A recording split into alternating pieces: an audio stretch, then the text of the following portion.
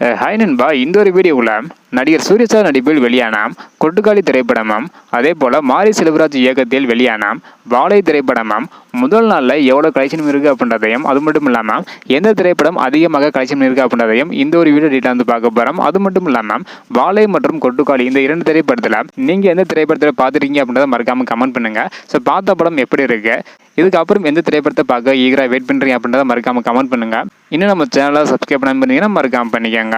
Okay அன்பா, வாங்க நினைக்கிற வீடியோக்குள்ளே போகலாம். ஓகே அன்பா, ஃபர்ஸ்ட் வந்து பார்த்தீங்கன்னா மாரி செல்வராஜ் இயக்கத்தில் வெளியான வாழை திரைப்படம் டே 1ல் எவ்வளோ கலெக்ஷன் இருக்குது அப்படின்றத டீட்டெயில் வந்து பார்த்துடலாம். அதாவது தமிழகத்தில் வாழை திரைப்படம் வந்து பார்த்தீங்கன்னா முதல் நாளில் 497 ஷோ வந்து போட்டிருக்காங்க. 72,261 டிக்கெட் வந்து விற்பனை இருக்கு. இதன் மூலம் 1,06,00,000 வரையும் கலெக்ஷன் இருக்கு. இதனை தவிர இந்த கொட்டுக்காளி திரைப்படம் வந்து பார்த்தீங்கன்னா முதல் நாளில் 273 ஷோ தமிழகத்தில் போட்டிருக்காங்க. இதன் மூலம் 28,560 டிக்கெட் வந்து விற்பனை இருக்கு.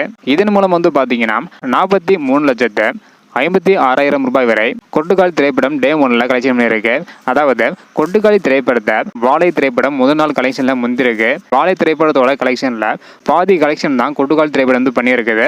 அதாவது வாழை திரைப்படம் 1 கோடியும் கொட்டுக்காளி திரைப்படம் 43,00,000 வரை கலெக்ஷன் இருக்கு. அடுத்தடுத்து இந்த இரண்டு திரைப்படமே எவ்வளோ கலெக்ஷன் பண்ணுது அப்படின்றத வெயிட் பண்ணி பார்க்கலாம். ஸோ ஓகே நண்பா, நீங்கள் எந்த திரைப்படத்தை பார்க்க ஈகராக வெயிட் பண்ணுறீங்க, இந்த ஒரு கலெக்ஷனை பற்றி நீங்கள் என்ன நினைக்கிறீங்க அப்படின்றத மறக்காமல் கமெண்ட் பண்ணுங்க. இந்த வீடியோ பார்த்தீங்கன்னா மறக்காமல் எல்லாருக்குமே ஷேர் பண்ணுங்க. ஓகே நண்பா, தேங்க்யூ.